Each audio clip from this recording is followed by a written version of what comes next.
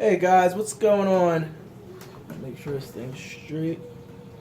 I just want to show you guys the new SEA 120, the new tank I told you guys I was going to be working on. I never got a chance to actually show you guys the whole build of this tank. It was an up and down roller coaster, switching from the 75 gallon to the 120, moving everything.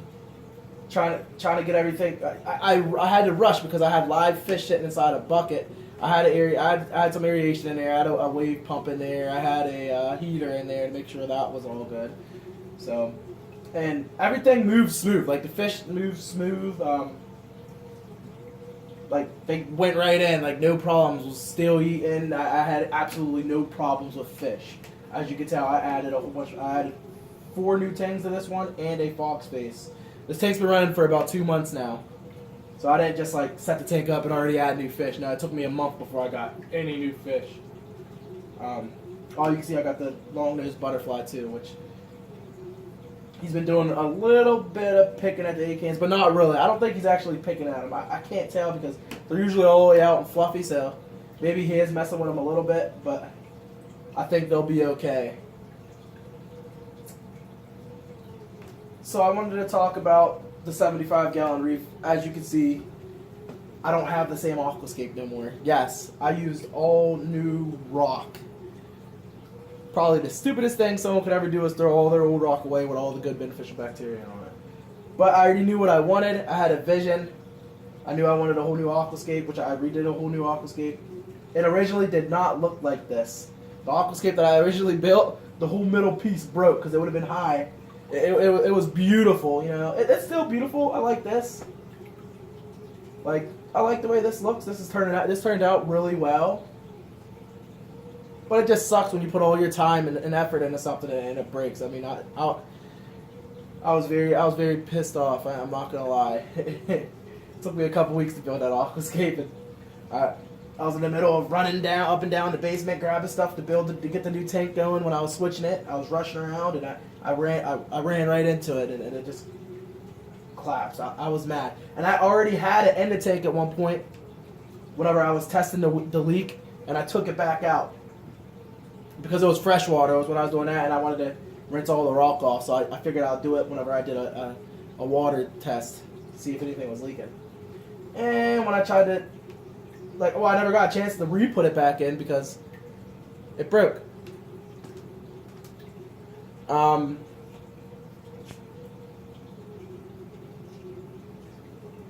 About the tangs. So that's not the same yellow tang. That was another tank. I got rid of that. I gave him to my LFS. I wanted to add all my tangs at the same time, and I lucked out, guys. I got all baby tangs. I got a baby powder blue, baby yellow, baby blue, and I got a baby scopus. These tangs are all about the same size. I added them all the same day. The powder blue actually came from my LFS, and the other 3 tangs actually came from Petco. Yeah, I said Petco. They came from Petco. They looked healthy. I made sure they were all eating, and fish are fish, man. You can say you can get a fish from anywhere. Either it eats or it's not eating. I mean, unless you're LFS or somebody quarantines, fish are fish. I don't think there's really like a best place to get fish unless the place quarantines, I mean, maybe there's better places, I guess, like if people know what they're doing. I mean, these people at Petco, I know them, so I know they know what they're doing. They know what they're doing. I talk to them all the time. So now there's other Petcos that you go to that people absolutely don't know what they're doing, This Petco knows what they're doing, so they know enough to at least keep fish. Now when it comes to corals, no, they don't really know what they're doing. So yes, I lucked out. All the tangs are getting along. The only little bit of tail whipping I have is the yellow tang and the scopus. They're from the same genius, so that's why. But it's nothing big though. Just a little bit of tail whipping, and it's back and forth. It ain't just one harassing the other. It's back and forth, which is a good thing.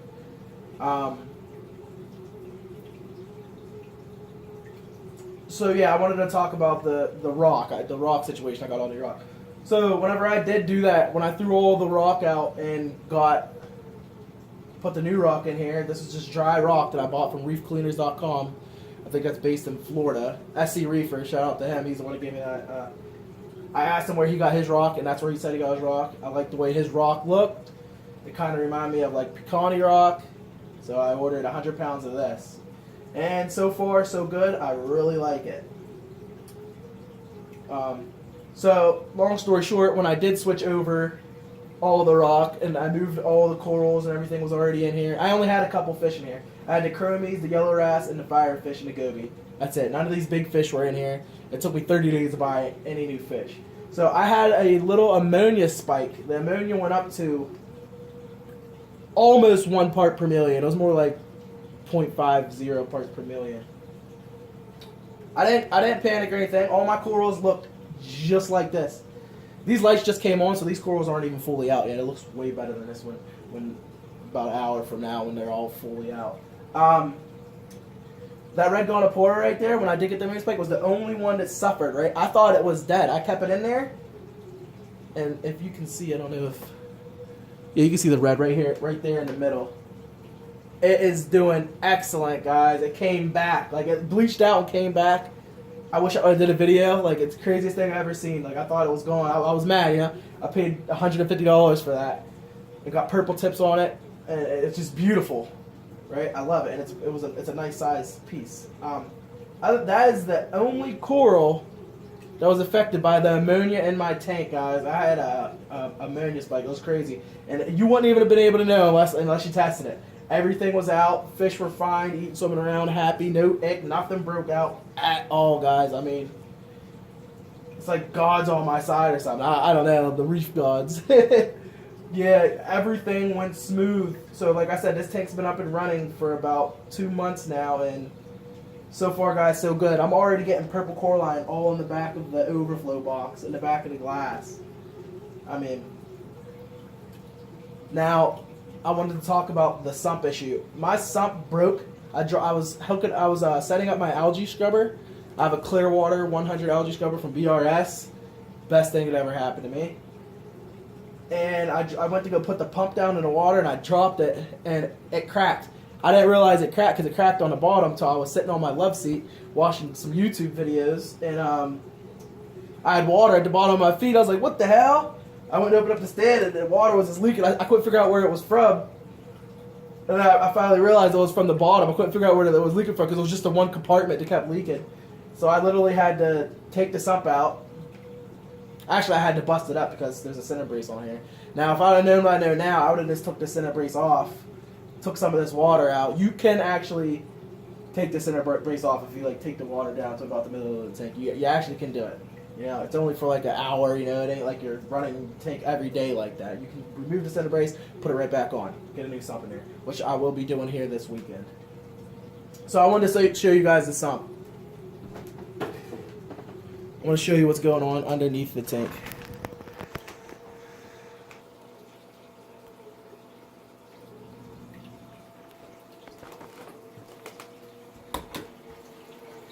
I don't have absolutely no light under the sump, so I don't know what you're gonna see or if you're gonna see anything, but alright, guys, turn this light on. Okay. Alright, so it sucks the way I have this camera. Oh, there it is right there.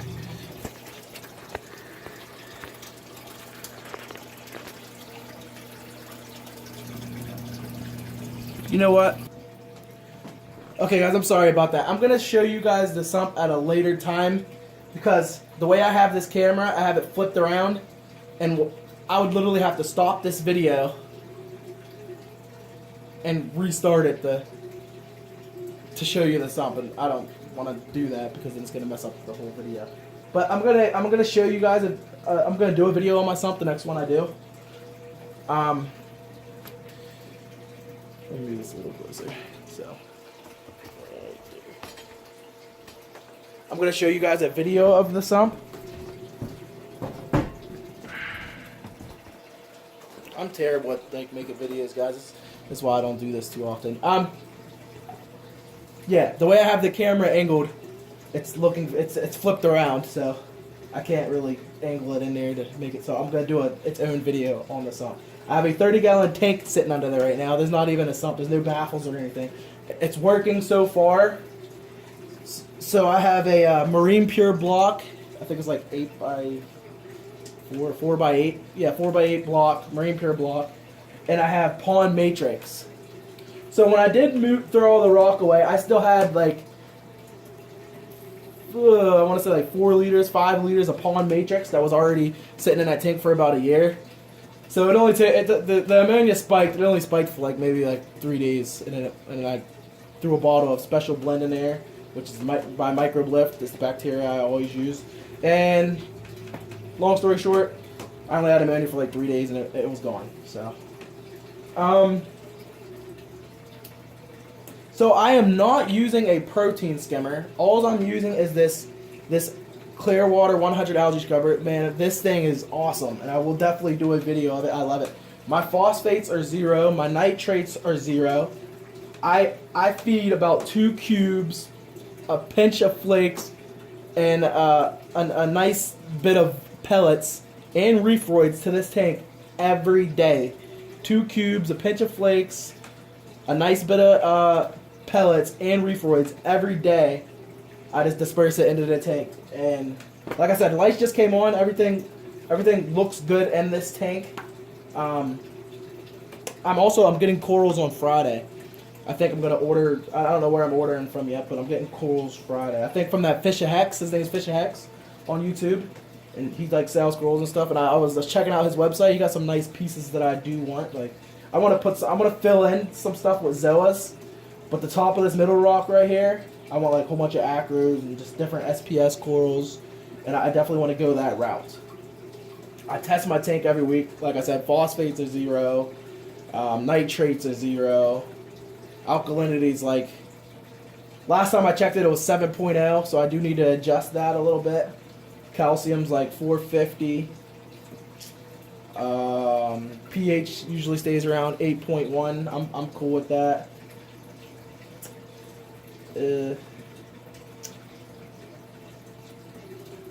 So I'll definitely give you guys a tour of the tank next time, like the nice screen top I built from BRS. There will definitely be new lights. This T5 light doesn't even fit this tank.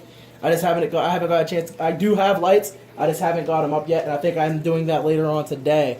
I bought Viper Spectra LEDs. They're kind of like a newer version of the Ocean Revives, if you will. And I watched it. I looked at some reviews, really good reviews on those lights. So I'll definitely give you guys an update and reviews on those lights. I'll probably get a par meter and give you the par readings of those lights. I think that's cool, doing par readings for people on different lights. I don't think you need $1,000 lights for your reef tank, and I'm not willing to pay $1,000. So, yep, I added an algae scrubber to the tank. I added a Apex Junior, runs my heater. Man, that thing is awesome. My heater never even turns on because my house is so well insulated. It could be a scary thing in the summer, but not really, because I have a central air unit, so I'm not really worried about that. So in the summertime, my heater will always be on because of the central air unit. But in the wintertime, it's been off, and it's always off. The heater doesn't even turn on, which is awesome because like I'm not gonna have to buy a heater for a long time. I mean, I'll have to like pull it out, check on it sometimes, I guess, just to make sure it still works. But yeah, it doesn't even turn on. It's awesome. So I have a filter sock in here, 200 micron felt sock, a Marine Pure block, and 4 or 5 liters of Pond Matrix, guys. That's it. You know, I got the dosing alkalinity and calcium, and that's it, guys. I took the protein skimmer off, and the reason I took the protein skimmer off was not to test no theories or anything crazy like that, but because it couldn't even fit. I couldn't get to the filter sock without bumping everything, and so I was like, man, this is a hassle. I took the protein skimmer offline, guys. So I will be giving you guys another update on the video. I just wanted to catch you guys up to where I'm at and what I've been doing, guys. I appreciate any thumbs up, any likes, any comments on the video. And I will be trying to do a video at least once a month updates, guys. Hey, thank you for watching, man. Enjoy your day.